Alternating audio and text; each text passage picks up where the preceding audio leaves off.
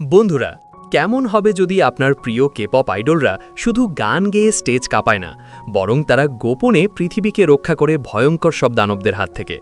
আজকের গল্পটি এমনই এক কেপপ গার্ল ব্যান্ডের, যারা দিনের আলোয় সুপারস্টার গায়িকা, কিন্তু রাতের আধারে তারা হয়ে ওঠে দুর্ধর্ষ ডেমন হান্টার বা দানব শিকারী। আজকের মুভি কেপপ ডেমন হান্টার্স। তো চলুন মিউজিক আর ম্যাজিকের এই রোমাঞ্চকর দুনিয়ায় প্রবেশ করা যাক। অনেক কাল আগে শয়তান বা ডেমনরা পৃথিবীতে হামলা করত এবং মানুষের আত্মা চুরি করে তাদের নেতা গুইমাকে শক্তিশালী করত। কিন্তু তিনজন জাদুকরী যোদ্ধা তাদের গানের শক্তির মাধ্যমে একটি সুরক্ষা কবচ বা ব্যারিয়ার তৈরি করে, যার নাম হ্যানমুন। এই ব্যারিয়ার দানবদের পৃথিবী থেকে দূরে রাখে। প্রতি প্রজন্মে তিনজন গায়িকাকে বেছে নেওয়া হয় এই ব্যারিয়ার রক্ষা করার জন্য। আর এই প্রজন্মের দায়িত্ব পড়েছে জনপ্রিয় কেপপ গ্রুপ দ্য হান্টার্সের ওপর। এই গ্রুপের লিডার হল রুমি এবং তার সাথে আছে দুই বান্ধবী। গল্পের শুরুতেই আমরা দেখি হাজার হাজার ভক্ত স্টেডিয়ামে অপেক্ষা করছে দ্য হান্টার্সের ফাইনাল শোর জন্য। কিন্তু রুমি আর তার দল তখনও আকাশে, তাদের প্রাইভেট জেটে। তারা প্রচুর খাবার খাচ্ছে যাতে যুদ্ধের জন্য এনার্জি পায়। তাদের ম্যানেজার ফোনে চিৎকার করছে দেরি হওয়ার জন্য, কিন্তু রুমি নির্বিকার।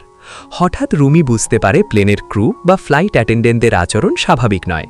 সে একজন এয়ার হোস্টেসের হাত ধরতেই দেখে তার শরীরে অদ্ভুত সব দাগ। এরা আসলে ছদ্মবেশ নেওয়া দানব। মুহূর্তের মধ্যে প্লেনের সব ক্রু তাদের আসল দানব রূপে চলে আসে। তারা বলে, আমরা স্টেডিয়ামের সব ভক্তকে মেরে ফেলব। ব্যাস, শুরু হয় অ্যাকশন। রুমি আর তার বান্ধবীরা তাদের মাইক্রোফোন এবং জাদুকরী অস্ত্র বের করে। গানের তালে তালে তারা প্লেনের ভেতর দানবদের সাথে লড়াই শুরু করে। তাদের গানের সুরই তাদের অস্ত্র। তারা খুব সহজেই দানবদের হারিয়ে দেয়, কিন্তু কিছু দানব প্লেনের ভাঙা টুকরো নিয়ে পালিয়ে যায়। দেরি না করে রুমিরা প্লেন থেকে সরাসরি শূন্যে লাফ দেয় এবং প্যারাশুট ছাড়াই সুপারহিরোদের মতো স্টেডিয়ামে ল্যান্ড করে। সেখানে বাকি দানবদের শেষ করে তারা তাদের কনসার্ট শেষ করে। ভক্তরা ভাবে এটা বুঝি শরী অংশ। তাদের গানের শক্তিতে হ্যানমুন বা সুরক্ষা কবচ আবার শক্তিশালী হয়ে সোনালি রঙে জ্বলজ্বল করতে থাকে।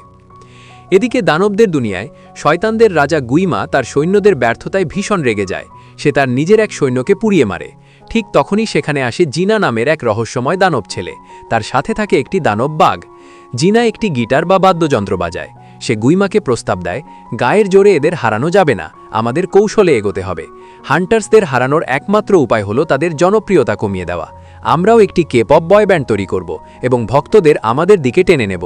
গুইমা এই প্ল্যান পছন্দ করে। অন্যদিকে রুমি ড্রেসিং রুমে একা বসে তার শরীরের কিছু অদ্ভুত দাগ দেখছিল। সে আসলে অর্ধেক মানুষ আর অর্ধেক দানব। তার মা ছিল একজন মহান যোদ্ধা আর বাবা ছিল এক শক্তিশালী দানব। এই সত্যটা রুমি সবার কাছ থেকে লুকিয়ে রাখে।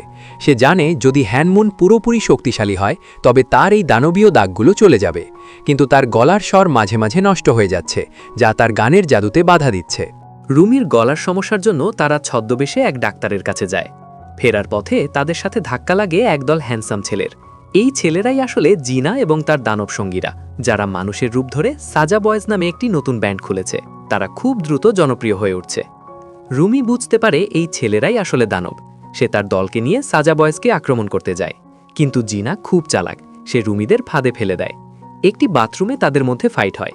জিনা পোর্টাল খুলে জলের দানবদের ডেকে আনে। লড়াইয়ের এক পর্যায়ে রুমির পোশাক ছিঁড়ে যায় এবং তার দানবীয় দাগগুলো বেরিয়ে পড়ে।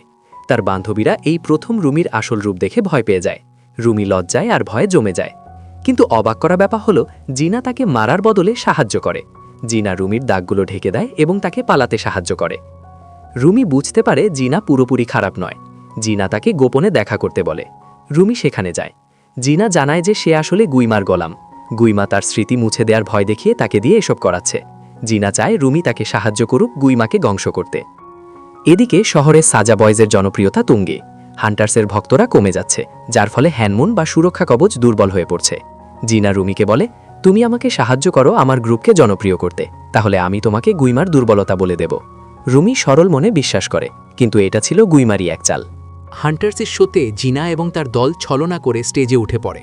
তারা এমন এক জাদুকরী গান গায় যা ভক্তদের হিপনোটাইজ বা বশ করে ফেলে। এমনকি রুমির বান্ধবীরাও জিনার গানের প্রভাবে নিজেদের নিয়ন্ত্রণ হারিয়ে ফেলে। জিনা তখন সবার সামনে রুমির দানবীয় রূপ প্রকাশ করে দেয়। ভক্তরা রুমিকে দেখে ভয় পায় এবং তাকে ঘৃণা করতে শুরু করে। রুমি একা হয়ে পড়ে। জিনা এবং তার দল ভক্তদের বশ করে গ্রেট সোল টাওয়ারে নিয়ে যায়। সেখানে তারা তাদের আসল দানব রূপ ধারণ করে এবং ভক্তদের আত্মা চুষে নিয়ে গুইমাকে শক্তিশালী করতে শুরু করে। গুইমা বিশাল আকার ধারণ করে। রুমি সব হারিয়ে হতাশ হয়ে পড়েছিল, কিন্তু সে হাল ছাড়ে না। সে বুঝতে পারে তার আসল শক্তি তার নিজের সত্তাকে গ্রহণ করার মধ্যে। রুমি ফিরে আসে এবং গান গাইতে শুরু করে। তার গানের জাদুতে তার বান্ধবীরা হিপনোটাইজ থেকে মুক্ত হয়। 3 বান্ধবী আবার এক হয়। তাদের বন্ধুত্বের শক্তি এবং গানের সুর হ্যানমুনকে আবার জাগিয়ে তোলে। তারা তাদের অস্ত্র দিয়ে দানবদের কচুকাটা করতে শুরু করে। জিনা তার ভুল বুঝতে পারে। সে দেখে গুইমা তাকেও ধোঁকা দিয়েছে। সে রুমির দিকে এগিয়ে আসে এবং তাকে বাঁচানোর জন্য গুইমার আগুনের সামনে ঝাঁপ দেয়। মারা যাওয়ার আগে জিনা তার সমস্ত শক্তি এবং আত্মা রুমিকে দিয়ে দেয়। জিনার ত্যাগে রুনি অসীম শক্তিশালী হয়ে ওঠে। সে তার চূড়ান্ত আক্রমণ শানায়। তার তরবারি দিয়ে সে গুইমাকে 2 টুকরো করে ফেলে। গুইমা ধ্বংস হওয়ার সাথে সাথে সমস্ত দানব বিলীন হয়ে যায়। আকাশ পরিষ্কার হয় এবং হ্যানমুন বা সোনালী সুরক্ষা কবচ পুরো পৃথিবীকে ঘিরে ফেলে। ভক্তরা তাদের হুঁশ ফিরে পায়। তারা দেখে হান্টার্স তাদের বাঁচিয়েছে। সবাই আবার তাদের নামে জয়ধ্বনি দেয়। রুমি এখন আর তার দানবীয় সত্তা নিয়ে লজ্জিত নয়। সে নিজেকে মেনে নিয়েছে। জিনা হয়তো নেই, কিন্তু তার স্মৃতি রুমির সাথে রয়ে গেছে। মুভির শেষে আমরা দেখি হান্টার্স তাদের কনসার্ট শেষ করছে। তাদের মুখে বিজয়ের হাসি। তারা জানে যতদিন তাদের গান আছে ততদিন পৃথিবী নিরাপদ। বন্ধুরা, কে-পপ ডেমন হান্টার্স শুধু মারামারি বা গানের মুভি নয়, এটি নিজের আসল পরিচয় মেনে